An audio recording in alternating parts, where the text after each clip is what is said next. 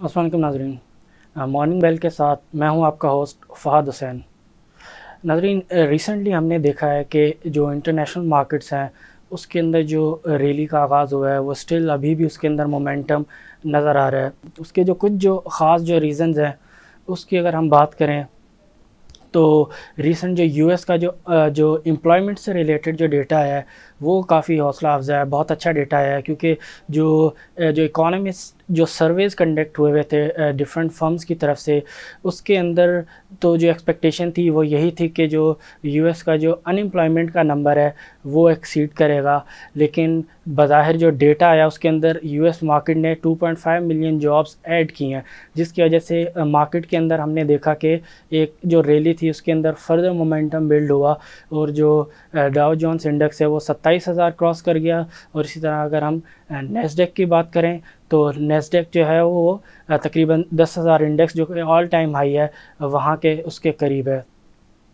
कुछ और भी रीज़न्स हैं जिन्होंने इंटरनेशनल मार्केट को काफ़ी सपोर्ट किया है। अगर हम बात करें चाइना की इकॉनमी की, तो चाइना के जो रिसेंटली जो ट्रेड के नंबर्स आए हैं उसके अंदर जो सरप्लस आया है वो काफ़ी बेहतर आया है चाइना का। जिसको जो मेन जो रीज़न है वो चाइना की जो एक्सपोर्ट्स हैं मिडल ईस्टर्न कंट्रीज़ की तरफ यूएई के रीजन में वो काफ़ी बढ़ी हैं, जिसका बहुत ही मुस्बत जो है इम्पैक्ट नज़र आया है ग्लोबल मार्केट्स के अंदर। क्योंकि बज़ाहिर नज़र यही आ रहा है कि जो ग्लोबल इकोनॉमीज़ हैं वो कोविड-19 के असर से अब बाहर निकलना शुरू हो गई हैं। ईयू के अंदर भी देखें तो ईयू ने भी अपनी इकोनॉमी के लिए एक बड़ा ही अच्छा स्टिमुलस पैकेज ऑलरेडी अनाउंस कर रखा है। बज़ाहिर यही नज़र आ रहा है कि जो ग्लोबल लेवल पे जो कंट्रीज़ की कमिटमेंट है टुवर्ड्स ग्लोबल इकोनॉमिक ग्रोथ वो काफ़ी डिटरमिन्ड नज़र आती है, वो काफ़ी बहुत पॉजिटिव नज़र आती है कि किसी तरीके से ये जो कोविड-19 की वजह से जो एकदम से जो इकोनॉमिक ग्रोथ के अंदर जो स्लो डाउन आया है, जो क्राइसिस आया है ग्लोबली तकरीबन हर कंट्री के अंदर हम देखें तो मईशत के अंदर बहुत बड़ा नेगेटिव इम्पैक्ट नज़र आया है। तो उस चीज़ को जो काउंटर करने के लिए जो जो इकोनॉमिक जो पैकेज हैं वो कई जो कंट्रीज़ हैं उन्होंने अनाउंस किया। उसके अंदर फेडरल रिज़र्व्स की अगर हम बात करें उन्होंने काफ़ी एग्रेसिव इनिशिएटिव्स लिए। फिर ईयू ने जो है उसको कोप अप करने के लिए एक बड़ा स्टिमुलस जो है वो अनाउंस किया हुआ है ऑलरेडी। उनको देखा देखी दूसरे कंट्रीज़ ने भी जो है पैकेजेस ऑलरेडी अनाउंस किए हुए हैं। रेट कट की अगर हम बात करें तो कई कंट्रीज़ ने बहुत सिग्निफिकेंटली जो अपने पॉलिसी रेट्स हैं उनको रिड्यूस किया है, ताकि जो मार्केट के अंदर जो क्रेडिट की जो अवेलेबिलिटी है, चीप लिक्विडिटी है, उसको इन्हेंस किया जा सके।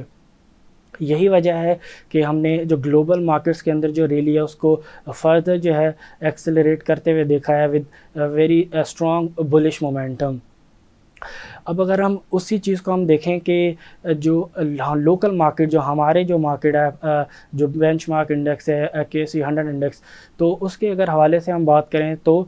उसके लिए भी काफ़ी पॉजिटिव है ये चीज़। क्योंकि जो ग्लोबल मार्केट्स का जो इम्पैक्ट होता है वो डेफिनेटली वो दूसरी मार्केट्स दूसरे रीजन की जो मार्केट्स है लाइक पाकिस्तान एशियन मार्केट के अंदर आता है। तो उसके अंदर भी हम देखते हैं कि जो जो डेवलप मार्केट्स हैं वहाँ पे जब हम देखते हैं कि मार्केट जो है स्टेबल होती है और उसके अंदर जब जो है एक बुलिश मोमेंटम नज़र आता है तो वही चीज़ ट्रांसलेट होती है दूसरी मार्केट्स के अंदर भी। तो इंडियन मार्केट को अंदर जो इंडियन मार्केट है उसके अंदर हमने देखा कि जो रैली है वो काफ़ी बेहतर नज़र आ रही है। फिर यही चीज़ हमने देखा कि पाकिस्तान की मार्केट ऑल्दो अभी जो कंसोलिडेशन का फेज़ है उससे पूरी तरीके से मैं समझता हूँ कि निकल नहीं पाई। उसका जो मेन रीज़न है जो मुझे लगता है कि वो यही है कि जो जो पार्टिसिपेंट्स हैं वो जो बजट आ रहा है 12 जून को, मेनली जो पार्टिसिपेंट्स हैं वो वेट एंड सी की पॉलिसी पर इस वक्त जो है अमल करते हुए नज़र आ रहे हैं, ताकि जब बजट अनाउंसमेंट हो और गवर्नमेंट की जो पॉलिसीज़ है रिलेटेड टू इकोनॉमी और जो डिफरेंट सेक्टर्स के हवाले से जो जो जो पैकेज एक्सपेक्टेड है कि जो गवर्नमेंट जो है अनाउंस करेगी इकोनॉमिक ग्रोथ के लिए, इंडस्ट्रीज़ के लिए, कंपनीज़ के लिए, उसके ऊपर डिपेंड करता है कि मार्केट किस कौन सी डायरेक्शन की तरफ ब्रेकआउट देके मूव को एक्सेलरेट करती है।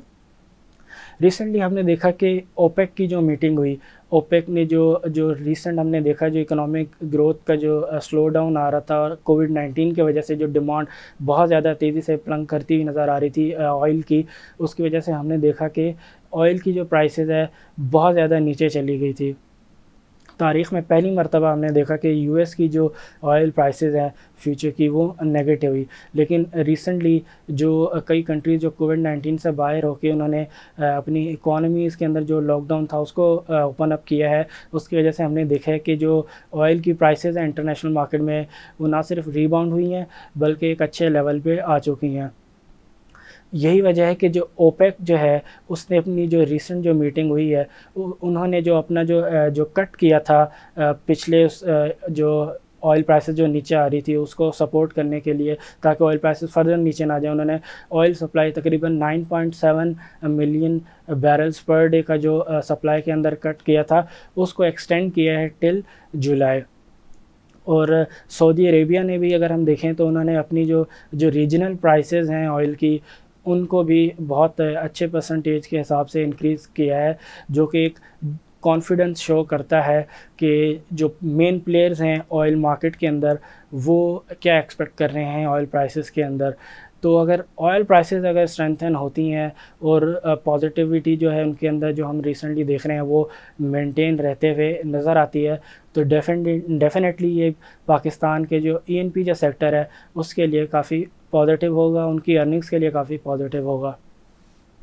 हम मार्केट की अगर हम बात कर रहे थे जो थोड़ी देर पहले कि हमारी जो लोकल मार्केट है उसको अगर हम कंपेयर करें इंटरनेशनल मार्केट के हिसाब से तो हमारी लोकल मार्केट के अंदर जो है वो रैली अभी उतनी हमें नज़र नहीं आई। उसका मेन रीज़न जिस तरह मैंने भी डिस्कस किया कि लोग जो मेन जो पार्टिसिपेंट है वो इस वक्त बजट का वेट कर रहे हैं कि गवर्नमेंट बजट के अंदर कौन से जो स्टेप्स लेती है जो इंडस्ट्रीज़ को बूस्ट करेंगे और इकोनॉमिक ग्रोथ को बेहतर करेंगे। उसके वजह से मैं समझता हूँ कि मार्केट जो इस वक्त एक रेंज बाउंड ट्रेड के अंदर जो है ट्रेड कर रही है।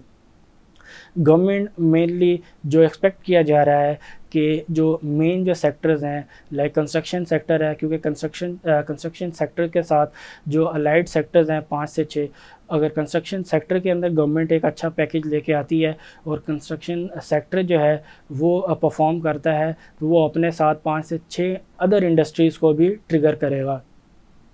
अगर गवर्नमेंट जो है कंस्ट्रक्शन सेक्टर के लिए कुछ अच्छा पैकेज अनाउंस करती है तो इस वक्त मैं समझता हूँ कि जो कंस्ट्रक्शन से रिलेटेड जो सीमेंट स्टॉक्स हैं, जो स्टील स्टॉक्स हैं वो एक अच्छे रेट पे ट्रेड कर रहे हैं। तो हो सकता है कि अगर बजट के अंदर कुछ अच्छी चीज़ इन सेक्टर से रिलेटेड गवर्नमेंट अनाउंस करती है तो हमें आइंदा आने वाले दिनों में हम देखें कि सीमेंट सेक्टर के अंदर और स्टील सेक्टर के अंदर हम देखें कि एक रैली होते हुए नज़र आया। ऑयल सेक्टर की अगर हम बात करें तो ऑयल की जो वैल्यूएशन है सेक्टर की वो काफ़ी इस वक्त जो है मैं समझता हूँ कि एक रिलेटिवली बहुत चीप है और ऑयल प्राइसेस का जो रीबाउंड है उसको भी अगर हम मद्देनज़र रखें तो ऑयल से रिलेटेड जो स्टॉक्स है उनके अंदर भी हम देख सकते हैं कि आइंदा आने वाले दिनों में जो इन्वेस्टर्स हैं वो अपना एक इंटरेस्ट शो कर सकते हैं। इसके अलावा रिसेंटली हमने टेक्नोलॉजी सेक्टर के अंदर देखा कि जहाँ पे मार्केट जो है काफ़ी जो है एक बेरिश ट्रेंड में थी, उस वक्त भी हमने देखा कि जो टेक्नोलॉजी का जो सेक्टर है जिसके अंदर डिफरेंट कंपनीज हैं लिस्टेड, उनके अंदर हमने देखा कि इन्वेस्टर्स का इंटरेस्ट जो है वो मेंटेन रहा और अपने लोज से अगर हम देखें तो कई जो स्टॉक्स हैं टेक्नोलॉजी से रिलेटेड वो एक अच्छा खासा जो है रीबाउंड ऑलरेडी दे चुके हैं। नाज़रीन, गवर्नमेंट का जो बजट है वो इस लिहाज से भी बड़ा क्रिटिकल है, बड़ा इम्पोर्टेंट है क्योंकि जो पाकिस्तान का जो इस वक्त जो आउटगोइंग फिस्कल ईयर है इसके अंदर एक्सपेक्ट किया जा रहा है कि जो जीडीपी ग्रोथ है वो नेगेटिव होगा। पाकिस्तान की तारीख़ में कभी पाकिस्तान ने नेगेटिव इकोनॉमिक ग्रोथ विटनेस नहीं किया, तो ये पहली दफ़ा होगा कि पाकिस्तान के अंदर हम नेगेटिव जीडीपी ग्रोथ रेट देखेंगे। तो इस चीज़ को काउंटर करने के लिए डेफिनेटली जो सिटिंग गवर्नमेंट है उनको कुछ अच्छे से प्लान्स लेके आने पड़ेंगे ताकि जो ग्रोथ का जो मोमेंटम जो हमने देखा कि पिछली जो गवर्नमेंट थी उसके अंदर हमने देखा कि जो जीडीपी ग्रोथ था हमने 5.8 तक भी जाते हुए देखा। उसके बाद अनफॉर्चुनेटली हमारा जो जीडीपी ग्रोथ था वो काफ़ी नीचे आता गया और हम अभी का जो आउटगोइंग फिस्कल ईयर है उसके अंदर हम negative GDP growth rate expect कर रहे हैं। ठीक है, जो लास्ट जो इकोनॉमिक ग्रोथ था उसके अंदर काफ़ी जो लोगों के कंसर्न्स थे कि बोरोड मनी के वजह से जो है इकोनॉमिक ग्रोथ था उसकी वजह उसने काफ़ी सपोर्ट किया, और जब वो डेट्स जो है मेच्योर हुए तो वो सिटिंग गवर्नमेंट के लिए अच्छा खासा बर्डन आया। उसकी वजह से हमने देखा कि गवर्नमेंट जो है आईएमएफ के पास भी गई, तो आईएमएफ की भी जो कंडीशंस थी वो काफ़ी ऐसी थी जो कि एक जो इकोनॉमिक ग्रोथ को रिड्यूस करके कंसोलिडेशन फेज़ के तरफ लेके गई। अभी कभी जो बजट है इसके अंदर भी हम देखते हैं कि आईएमएफ का डेफिनेटली इन्फ्लुएंस होगा। अब ये गवर्नमेंट के ऊपर डिपेंड करता है कि गवर्नमेंट किस तरीके से अपनी जो नेगोशिएशंस हैं आईएमएफ के साथ उनको मैनेज करती है। क्योंकि अगर हम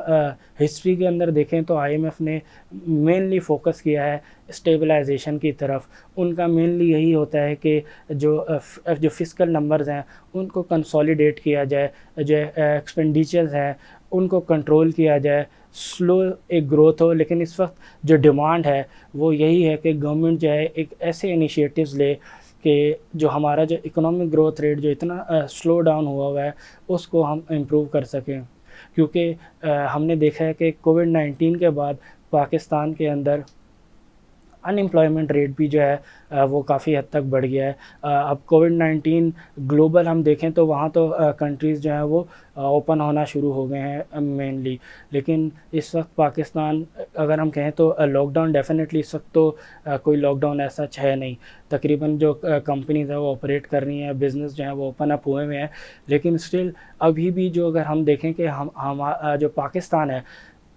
उसमें अगर हम देखें तो हमने अभी तक वो पीक टच नहीं किया कोविड-19 के अंदर जो केसेस से रिलेटेड है, इन्फेक्शन से रिलेटेड है। तो अगर खुदा न ख़ास्ता अगर ये चीज़ जो है काफ़ी ख़राब हो जाती है तो क्या पता कि अगर गवर्नमेंट जो है दोबारा इस चीज़ से बचने के लिए अगर एक लॉकडाउन की तरफ जाती है। रिसेंटली हमने देखा कि पीएम की तरफ से जो कहा गया कि ऐसा फ़िलहाल कोई चांस नहीं है कि हम दोबारा लॉकडाउन की तरफ जाएं। लेकिन अगर चीज़ें बहुत ज़्यादा ख़राब होती हैं और जो इन्फेक्शन है वो बहुत ज़्यादा जो है बढ़ता है और कैजुअलिटीज़ बहुत ज़्यादा बढ़ती हैं तो डेफ़िनेटली एक ऑप्शन हो सकता है कि दोबारा से एक जो स्ट्रिक्ट जो लॉकडाउन है उसको इन्फोर्स किया जाए। तो ऐसी सूरत हाल में फिर एक काफ़ी मुश्किल वक्त आ जाएगा इकोनॉमी के ऊपर, कंपनीज़ के ऊपर, उनकी प्रॉफिटेबिलिटी के ऊपर। तो ये जो बजट जो अभी जो 12 तारीख को एक्सपेक्टेड है कि गवर्नमेंट अनाउंस करेगी, ये काफ़ी क्रिटिकल बजट होगा जो ना सिर्फ एक इकोनॉमी की और मार्केट की भी एक डायरेक्शन सेट करेगा। तो अब देखें कि जो गवर्नमेंट है वो डिफरेंट सेक्टर्स के लिए किस तरह के पैकेजेस लेके आती है। कंस्ट्रक्शन के हवाले से पैकेज आ सकता है, गवर्नमेंट फर्टिलाइज़र सेक्टर के हवाले से जो है पैकेज अनाउंस कर सकती है, कोई सब्सिडी वगैरह, कोई डायरेक्ट फार्मर्स के लिए कोई जो गवर्नमेंट है सब्सिडी अनाउंस कर सकती है ताकि जो फार्मर्स की जो कॉस्ट ऑफ बाइंग है यूरिया वगैरह या डैप वगैरह की वो रिड्यूस हो और फार्मर्स के लिए आसानी हो। उसके अलावा और डिफरेंट सेक्टर्स है, गवर्नमेंट आईपीपीज़ की रेट्स के ऊपर काम कर रही है कि उनके जो एग्रीमेंट्स हैं परचेज़ पावर एग्रीमेंट्स उनको जो है रीनिगोशिएट किया जाए। अगर वो एक बेहतर तरीके से मेरे ख़्याल में अगर वो रीनिगोशिएट कर पाती है गवर्नमेंट तो वो जो पाकिस्तानी गवर्नमेंट को जो कैपेसिटीज़ की मद में जो पेमेंट्स करना पड़ती हैं वो वहाँ से पेमेंट्स अगर थोड़ी कम हो जाती हैं तो वो भी गवर्नमेंट के लिए काफ़ी हद तक पॉजिटिव होगा। फिर स्टील मिल के हवाले से जो गवर्नमेंट है,